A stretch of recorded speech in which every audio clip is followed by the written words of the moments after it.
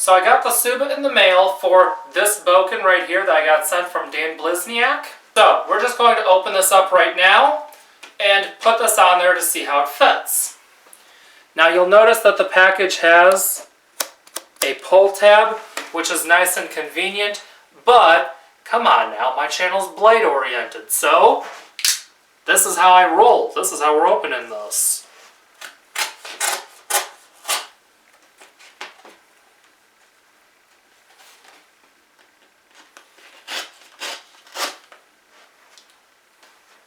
So here's the Tsuba.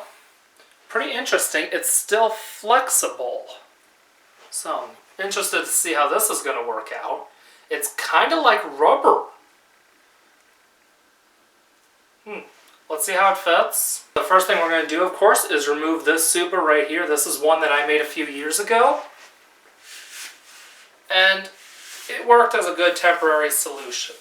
You'll notice that this Tsuba here is definitely smaller, but let's see how it works out. In general, I typically like larger Tsubas, but we'll see how this one works.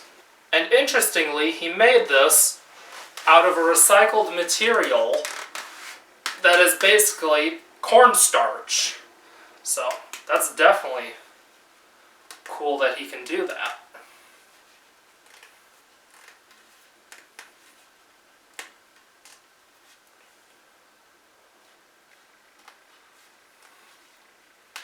Just going to make sure it's on there nice and even, just the way that it should be. And I want to make sure that it has the ska set at the right length in comparison to my Shinwa Odachi. So there we go, it is on there now. And you will notice I don't have a rubber stopper on here.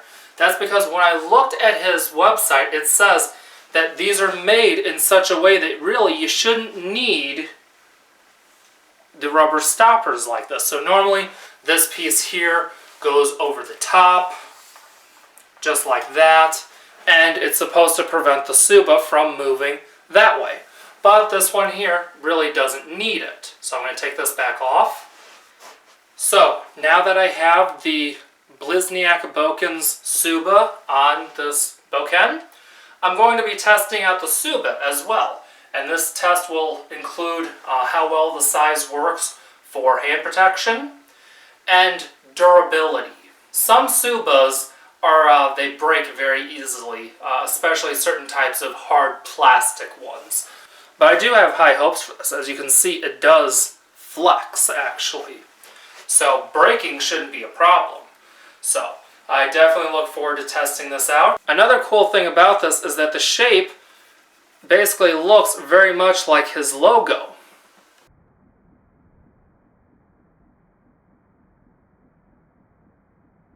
Which is, reminds me a lot of the Buddhist symbol of the Eightfold Path.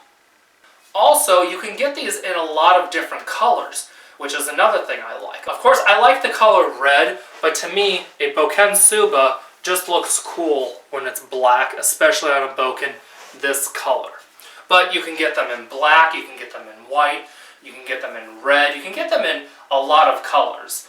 He has the list on his website, of course, so that is definitely something you should check out. These Tsubas here also are only $5. So that's another nice thing. If you're getting one of these bokkens, you know, so far, it's a really nice Tsuba for $5. While I have you here, I'm going to give you some more info on this that I didn't give you in the unboxing of the bokken. So first I'm going to tell you the dimensions. The overall length is 52 inches and 3/4. With the Tsuba in this position, I have it set so that the ska is basically 16 1/4 inches. And the blade, from the tip to this side of the Tsuba, right here, is 36.5 inches, which is just what I asked for. This bokken is made of ipe, which is also known as Brazilian walnut. I like the look of ipe. As you can see, it has a look very similar to red oak or other kinds of woods like that, but it is much stronger than red oak. Of course, I like wood like this more than the white wood colors, like white oak. I like this look over that. The bokken also has a very nice smell to it, as odd as this may sound. When I did the original unboxing, I actually had to edit out a part because I opened it and this aroma hit me, this really nice smell. So I was actually smelling the Bokken. So it's a really nice smell. It's funny because so far when I've been testing this, by the time I was done using it, my hands smell like the wood. So as I said, really nice look, smells good of course. But the weight is really good too, and the balance and the durability of this is really nice. Another thing that Dan Blizniak did that was really awesome is that other than doing the length the way I wanted it, he watched one of my reviews and he saw that where I said that I prefer a round kashra, so he did that for me.